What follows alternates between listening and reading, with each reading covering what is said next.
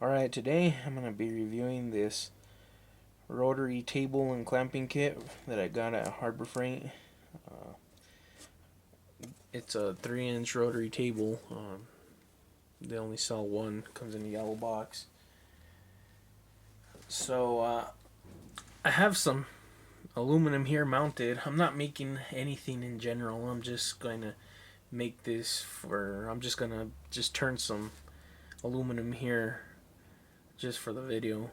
So anyways, this is a pretty small little rotary table. I was expecting something much bigger, but oh well. I mean, for the 80 bucks that it cost me, it's not a bad price at all. It's a nice little table. It holds pretty tight tolerances. It's off a little bit, but you can adjust it. I adjusted it through like the little crank wheel here. Now everything is made out of cast iron, except for the clamps, of course. But I mean, it's a tough, solid little machine. I mean, a little tool, not a machine, but a tool. And like the powder coating ain't all that great. It comes off anyways, but it's a nice little tool for what it is. I mean, it's tiny. It's good for like the home hobbyists and stuff like that. But it does have its flaws, and there is a lot of flaws. So, but I'll get to that after I turn some aluminum here. But I'm just gonna turn it just to show you guys in general what a rotary table is and what it does. It does many things. I'm just gonna show like one example here when I turn on the machine what it can do. But you can do lots and lots of stuff when it comes to machining. Tools are very expensive. I bought this one because I didn't want to spend like 500 bucks on a rotary table, which, you know, I'm thinking I'm gonna have to anyways because this isn't gonna cut it. Only for small stuff. But these, you can use them for like making stuff for like go-karts, like little hubs, specialized hubs, or anything in like that sort of nature. Mostly it's gonna be for like small hobbies, like building stuff for like nitro cars or something like that. You can probably make like engine parts, and but there's so many uses for a rotary table. Not only for just milling, but you can also drill. These, you could put them on the small drills. It all depends. But I'm gonna get to that after. I'll talk about the rotary table some more. But this is just gonna be like a demonstration to show you guys what it can do. And I'm not building or making nothing. I'm just, like I said, just for the video.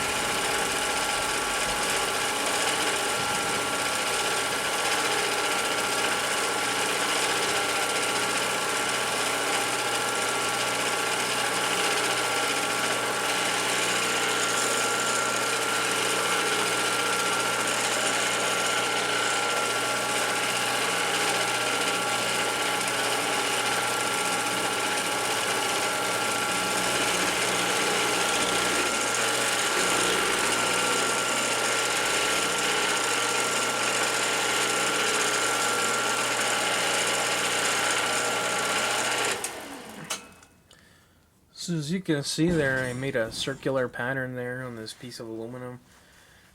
I can go as much as I want with my cuts.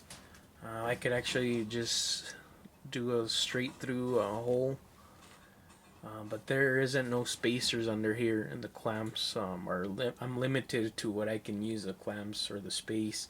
So if I were to actually put some spacers down here, I could probably do it all the way through. But I'm gonna do one more cut, and let's see how that comes out.